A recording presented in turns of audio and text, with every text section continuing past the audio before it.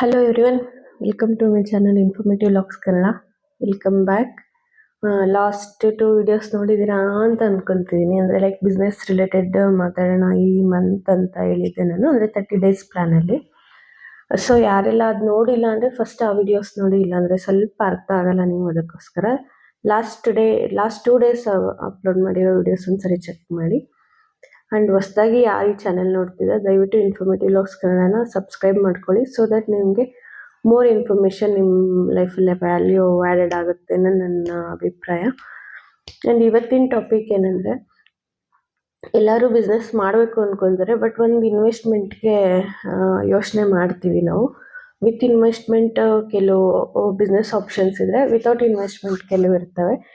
But risk factor ಅಷ್ಟೇ ಇರುತ್ತೆ and profit ಅಷ್ಟೇ ಇರುತ್ತೆ ನಮಗೆ. ಈಗ ನಾವು ಓನಾಗಿ ಇನ್ವೆಸ್ಟ್ಮೆಂಟ್ ಮಾಡಿ ಅದರಿಂದ ಲಾಭ ಪಡ್ಕೊಳ್ಳೋದು ಬೇರೆ ರೀತಿ ಬಿಸ್ನೆಸ್ಸು, ಆ್ಯಂಡ್ ಅದರಲ್ಲಿ ಪ್ರಾಫಿಟ್ ಮಾರ್ಜಿನ್ಸ್ ಅನ್ನೋದು ಬೇರೆ ಇರುತ್ತೆ.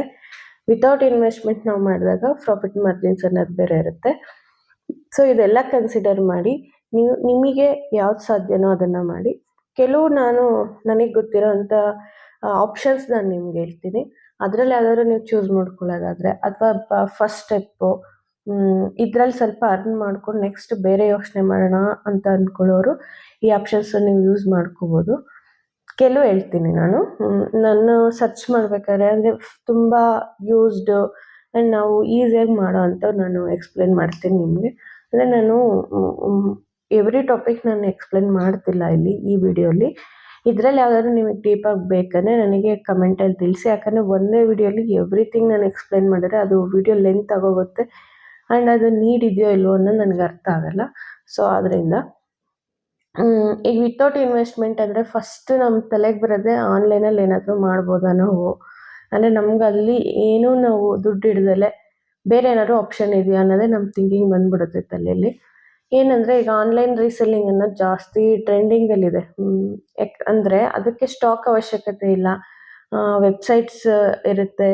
ಆ್ಯಂಡ್ ಈಗ ಮೀಶೋಯಿಂದ ಆಗ್ಬೋದು, ಅಮೆಜಾನಿಂದ, ಫ್ಲಿಪ್ಕಾರ್ಟಿಂದ ಅಫಿಲೇಟ್ ಮಾರ್ಕೆಟಿಂಗ್ ಅಂತ ನಾವು ಮಾಡ್ಕೋಬೋದು.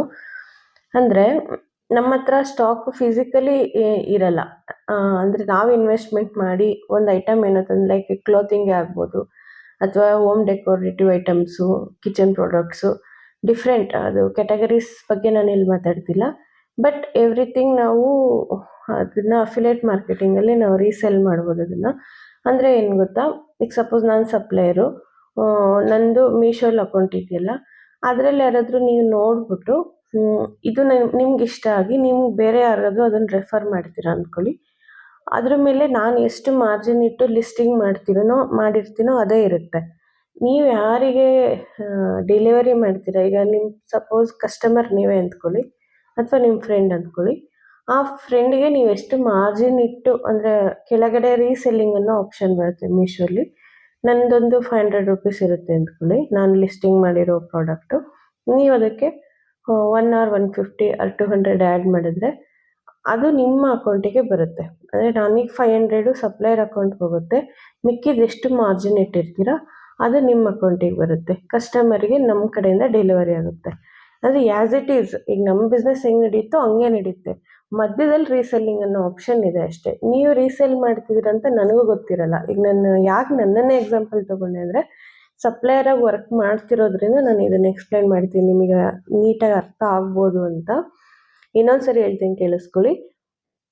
ನಾನು ಸಪ್ಲೈಯರು, ನಾನು ಒಂದು ಲಿಸ್ಟಿಂಗ್ ಮಾಡಿರ್ತೀನಿ. ನೀವು ಯಾರು ರೀಸೆಲ್ಲಿಂಗ್ ಮಾಡ್ತೀರಾ ಅದನ್ನು, ಅಥವಾ ಯಾರು ಮಾರ್ಜಿನ್ ಇಟ್ಕೊಂಡಿದ್ದೀರಾ, ನಾನು ಯಾರಿಗೆ ಡೆಲಿವರಿ ಮಾಡ್ತಿದ್ದೀನಿ ಅನ್ನೋದಷ್ಟೇ ನನಗೆ ಗೊತ್ತಿರುತ್ತೆ, ಕಸ್ಟಮರ್ ಯಾರು ಅನ್ನೋದು. ಬಟ್ ಅದರಲ್ಲಿ ರೀಸೆಲ್ಲಿಂಗ್ ಇದೆಯಾ ಅಥವಾ ಡೈರೆಕ್ಟ್ ಕಸ್ಟಮರೇ ಇದನ್ನು ಆರ್ಡ್ರ್ ಮಾಡಿದ್ದೀರಾ ಅನ್ನೋದು ನಮಗೆ ಗೊತ್ತಾಗಲ್ಲ. ಸೊ ಆದ್ದರಿಂದ ಅದೊಂದು ಆಪ್ಷನ್ ನೀವು ಬಳಸ್ಕೋಬೋದು. ಕೆಲವ್ರಿಗೆ ಪ್ರಾಡಕ್ಟ್ಸ್ನ ಆರ್ಡ್ರ್ ಮಾಡೋಕ್ಕೆ ಬರಲ್ಲ, ಅಂದು ಕೋಡ್ಸ್ ಹುಡ್ಕೋಕ್ಕೆ ಬರಲ್ಲ. ಆ್ಯಂಡ್ ನಾವು ಎಷ್ಟೇ ಯೂಸ್ ಮಾಡ್ತಿದ್ದೀವಿ ಆ್ಯಪ್ಸ್ನ ಅಂದರೂ ಕೂಡ ನಮಗೆ ಕೆಲವು ಪ್ರಾಡಕ್ಟ್ಸ್ ಅದರಲ್ಲಿ ಸಿಗಲ್ಲ. ಸೊ ಈ ರೀತಿ ಇದ್ದಾಗ ಈ ಆಪ್ಷನನ್ನು ನೀವು ಯೂಸ್ ಮಾಡ್ಕೋಬೋದು. ಆ್ಯಂಡ್ ಡೈರೆಕ್ಟಾಗಿ ನಮ್ಮಿಂದನೇ ನೀವು ಯಾವ ರೀತಿ ಬಿಸ್ನೆಸ್ ಮಾಡಬೇಕು ಅಂತ ನಾನು ನೆಕ್ಸ್ಟ್ ವೀಡಿಯೋಲಿ ಹೇಳ್ತೀನಿ. ಅದು ಪ್ಲ್ಯಾನ್ ದೊಡ್ಡದಿದೆ, ಸೊ ಅದನ್ನು ನಾನು ನೆಕ್ಸ್ಟ್ ವೀಡಿಯೋಲಿ ಎಕ್ಸ್ಪ್ಲೇನ್ ಮಾಡ್ತೀನಿ ನಿಮಗೆ. ಆ್ಯಂಡ್ ಡ್ರಾಪ್ ಶಿಪ್ಪಿಂಗ್ ಅನ್ನೋ ಒಂದು ಆಪ್ಷನ್ ಇದೆ. ಅಂದರೆ ಕೆಲವು ವೆಬ್ಸೈಟ್ಸ್ ಇರುತ್ತೆ, ಅದರಿಂದ ಸೇಮ್ ಅಫಿಲೇಟ್ ಮಾರ್ಕೆಟಿಂಗು ಆ್ಯಂಡ್ ಇದು Meesho or Amazon, Flipkart reselling ಎಲ್ಲ ಹೆಂಗೆ ವರ್ಕ್ ಆಗುತ್ತೆ, ಡ್ರಾಪ್ ಶಿಪ್ಪಿಂಗ್ ಅನ್ನೋ ಆಪ್ಷನ್ ಕೂಡ ಅದೇ ರೀತಿ ವರ್ಕ್ ಆಗುತ್ತೆ. ಸೊ ಅದೊಂದು ಆಪ್ಷನ್ ನೀವು ಬಳಸ್ಕೋಬೋದು. ಇಲ್ಲ ಬೇರೆ ಅದರ್ ದ್ಯಾನ್ ರೀಸೆಲ್ಲಿಂಗ್ ಅಂದರೆ ರೀಸೆಲ್ಲಿಂಗಲ್ಲೇ ಎಷ್ಟೊಂದು ಆಪ್ಷನ್ಸ್ ಇದೆ, ಹಲವಾರು ರೀತಿ ನಮಗೆ ಅವಕಾಶಗಳು ಸಿಗುತ್ತೆ. ಅದನ್ನು ಬಿಟ್ಟು ಹೇಳೋದಾದರೆ, ಇನ್ ಕೇಸ್ ಇದರಲ್ಲಿ ಡೀಪಾಗಿ ಬೇಕು ನಿಮಗೆ ಈ ಟಾಪಿಕ್ ಅಂದರೆ ನನಗೆ ಕಮೆಂಟ್ ಮಾಡಿ ತಿಳಿಸಿ. ನಾನು ನೆಕ್ಸ್ಟ್ ವೀಡಿಯೋಸಲ್ಲಿ ಅದನ್ನು ಕವರ್ ಮಾಡ್ತೀನಿ ವಿತ್ ಎಕ್ಸ್ಪ್ಲನೇಷನ್ನು ಆ್ಯಂಡ್ ನಿಮಗೆ ಗೊತ್ತು ಎಲ್ಲ ಎವ್ರಿಥಿಂಗ್ ನಾನು ಸ್ಕ್ರೀನ್ ರೆಕಾರ್ಡಿಂಗಲ್ಲಿ ಎಕ್ಸ್ಪ್ಲೇನ್ ಮಾಡ್ತೀನಿ ನಿಮಗೆ ಅಂತ. ಸೊ ಆ ರೀತಿ ನಾನು ನಿಮ್ಗೆ ಎಕ್ಸ್ಪ್ಲೇನ್ ಮಾಡ್ತೀನಿ. ನೆಕ್ಸ್ಟ್ ಬೇರೆ ಆಪ್ಷನ್ಸ್ ಅಂದರೆ ಈಗ ಯೂಟ್ಯೂಬ್ ಚಾನಲ್ನ ಸ್ಟಾರ್ಟ್ ಮಾಡ್ಬೋದು. ಅದು ಒಂದು ಅರ್ನಿಂಗ್ ಬರಬೇಕು ಅಂದರೆ ಸ್ವಲ್ಪ ಸಮಯ ಬೇಕಾಗುತ್ತೆ, ಅಂದರೆ ಇಂತಿಷ್ಟು ಅನ್ನೋ ಕಂಡೀಷನ್ಸ್ ಇದೆ ಯೂಟ್ಯೂಬಲ್ಲಿ. ಸೊ ಅದನ್ನೆಲ್ಲ ಕ್ರಾಸ್ ಮಾಡಿದ್ರೆ ನಿಮಗೆ ವಿತೌಟ್ ಇನ್ವೆಸ್ಟ್ಮೆಂಟ್ ಒಂದು ಅರ್ನಿಂಗ್ ಆಗುತ್ತೆ. ಬಟ್ ನೀವು ಏನು ಮಾಡ್ತೀರಾ, ಯಾವ ಟಾಪಿಕ್ನ ಚೂಸ್ ಮಾಡ್ತೀರಾ ಅನ್ನೋದು ಇಂಪಾರ್ಟೆಂಟ್ ಇಲ್ಲಿ. ಎಲ್ರಿಗೂ ಎಲ್ಲನೂ ಸಕ್ಸಸ್ ಆಗಲ್ಲ. ಒಬ್ಬರು ಲಾಗ್ ಚಾನಲ್ಸ್ ಸಕ್ಸಸ್ ಆಗಿರುತ್ತೆ, ಕೆಲವು ಏನಾದರೂ ಹೆಲ್ತ್ ಟಿಪ್ಸ್ ಹೇಳ್ತಿರ್ತಾರೆ, ಅವ್ರದ್ದು ಸಕ್ಸಸ್ ಆಗಿರುತ್ತೆ, ಅಥವಾ ಒಬ್ರದ್ದು ಕುಕ್ಕಿಂಗ್ ಚಾನಲ್ ಸಕ್ಸಸ್ ಆಗಿರುತ್ತೆ. ಈ ಥರ ಡಿಫ್ರೆಂಟ್ ಟಾಪಿಕ್ಸ್ ಮೇಲೆ ಒಬ್ರಿಗೆ ವರ್ಕೌಟ್ ಆಗಿದ್ದು ನಮಗಾಗಲ್ಲ, ನಮಗಾಗಿದ್ದು ನಿಮಗಾಗಲ್ಲ. ಈ ಥರ ಡಿಪೆಂಡ್ಸು ನಿಮಗೆ ಯಾವುದ್ರಲ್ಲಿ ಇಂಟ್ರೆಸ್ಟ್ ಇದೆ. 365 ದಿನವೂ ಇದೇ ಕೆಲಸ ಮಾಡಿದ್ರು ನನಗೆ ಬೇಜಾರಾಗಲ್ಲ ಅನ್ನೋಂಥ ಟಾಪಿಕ್ಸ್ ಯಾವುದಿದೆ ಅದನ್ನು ಚೂಸ್ ಮಾಡಿಕೊಂಡು ನೀವೊಂದು ಚಾನಲ್ ಸ್ಟಾರ್ಟ್ ಮಾಡ್ಬೋದು. ಸೊ ಇದೊಂದು ಆಪ್ಷನ್ ಇದೆ ನಿಮಗೆ. ಮತ್ತು ಬೇರೆ ಇನ್ನೇನಾದರೂ ಅಂದರೆ ಸ್ವಲ್ಪ ಲೋ ಇನ್ವೆಸ್ಟ್ಮೆಂಟಲ್ಲಿ ಸೆಕೆಂಡ್ ಹ್ಯಾಂಡ್ ಪ್ರಾಡಕ್ಟ್ಸ್ ಎಲ್ಲ ಬರುತ್ತೆ ನೋಡಿ, ಅದು ಕಲೆಕ್ಟ್ ಮಾಡ್ಕೊಳ್ಳೋಂಥದ್ದು. ಲೈಕ್ ನಿಮಗೆ ಮೊಬೈಲ್ ಶಾಪ್ಸ್ ನೀವು ನೋಡಿರ್ತೀರ, ಆ ಥರ ಆಪ್ಷನ್ನು. ಅಂದರೆ ತಗೊಂಡು ನೀವು ಮತ್ತೆ ಅದನ್ನು ಮಾರಾಟ ಮಾಡೋದು, ಅಥವಾ ಅದಕ್ಕೆ ಬೇರೆ ಆಪ್ಷನ್ಸ್ ಇದೆ. ಅದನ್ನು ನಿಮಗೆ ಡೀಟೇಲಾಗಿ ಎಕ್ಸ್ಪ್ಲನೇಷನ್ ಬೇಕಾದ್ರೆ ನನಗೆ ಕಮೆಂಟ್ ಮಾಡಿ. And furnitures, used furnitures and baby products, ಅಂದರೆ ಕೆಲವು ಈಗ ವಾಕ್ ಎಲ್ಲ ಮಾಡಲಿಕ್ಕೆ ಯೂಸ್ ಮಾಡ್ತಾರಲ್ಲ, ಮಕ್ಕಳು 1 or 2 ಟೈಮ್ಸ್ ಯೂಸ್ ಮಾಡಿರ್ತಾರೆ, ಅಥವಾ ಏನೋ ಫಂಕ್ಷನ್ಸಿಗೆ ತೊಗೊಂಡಿರ್ತಾರೆ, ಆ ಥರ ಈ ಥರ ಆ ಪ್ರಾಡಕ್ಟ್ಸು ನಿಮ್ಗೆ ಆಪ್ಷನ್ಸ್ ಸಿಗುತ್ತೆ. ಅದನ್ನು ಥಿಂಕ್ ಮಾಡಿ, ನಾವೇನು ಸೆಕೆಂಡ್ ಹ್ಯಾಂಡ್ ಪ್ರಾಡಕ್ಟ್ಸಲ್ಲಿ ನಮ್ಮ ಹತ್ರ ತೊಗೋಬೋದು ಆ್ಯಂಡ್ ಅದನ್ನು ಮಾರಾಟಕ್ಕೆ ಇಡ್ಬೋದು ಅಂತ ಥಿಂಕ್ ಮಾಡಿ. ನಾನು ಜಸ್ಟು ಎಕ್ಸಾಂಪಲ್ ಹೇಳ್ತಿದ್ದೀನಿ ಅಷ್ಟೇ ನಿಮಗೆ. ಇದರಲ್ಲಿ ಸ್ವಲ್ಪ ಚೆನ್ನಾಗಿ ಓಡೋದಂದರೆ ಒಂದು ಮೊಬೈಲು ಆ್ಯಂಡ್ ಬ್ರ್ಯಾಂಡೆಡ್ ಐಟಮ್ಸ್ ಎಲ್ಲ ಇರುತ್ತಲ್ಲ, ಪ್ರಾಡಕ್ಟ್ಸು, ಅವು ಸ್ವಲ್ಪ ಹೋಗುತ್ತೆ.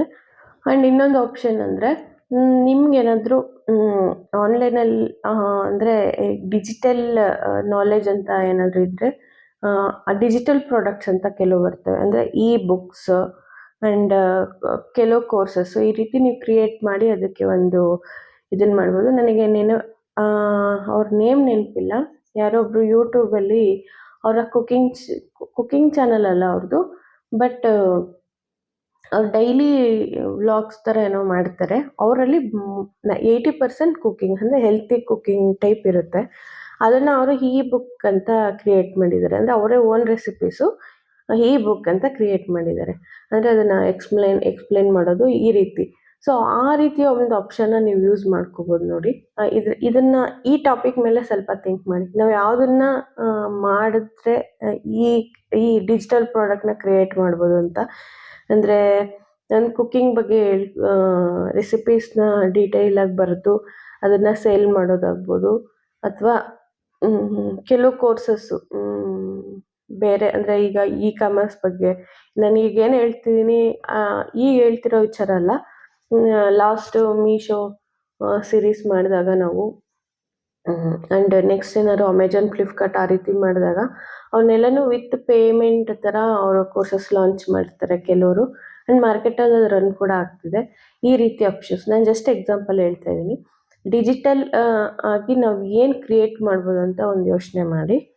ನಿಮಗೆ ಇವಾಗ ಅದನ್ನು ಕ್ರಿಯೇಟ್ ಮಾಡೋವಷ್ಟು ನಾಲೆಜ್ ಇಲ್ಲ, ಅಥವಾ ಅಷ್ಟು ಸಮಯ ಇಲ್ಲ, ಎಫರ್ಟ್ಸ್ ಹಾಕೋಕ್ಕೆ ನಾವು ಈಗ ತಯಾರಿಲ್ಲ ಅನ್ನೋರು, ಬೇರೆ ಯಾರಾದರೂ ಡಿಜಿಟಲ್ ಆಗಿ ಏನಾದರೂ ಒಂದು ಕೆಲವು ಕ್ರಿಯೇಟ್ ಮಾಡಿ, ಅಂದರೆ ಲೈಕ್ ಇ ಬುಕ್ಸೇ ಆಗ್ಬೋದು, ಅಥವಾ ಟೆಂಪ್ಲೇಟ್ಸು, ಮತ್ತು ಪ್ರಿಂಟೇಬಲ್ ಇವು ಬರುತ್ತೆ, ಏನು ಲೈಕ್ ಅದು ಕರೆಕ್ಟಾಗಿ ನೆನಪು ಬರ್ತಿಲ್ಲ ನನಗೆ.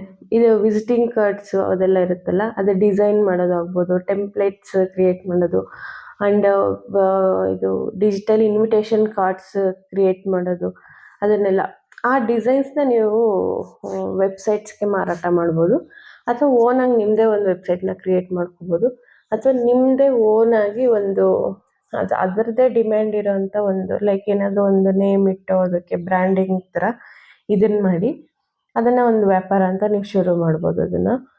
ಅಂದರೆ ಅಥವಾ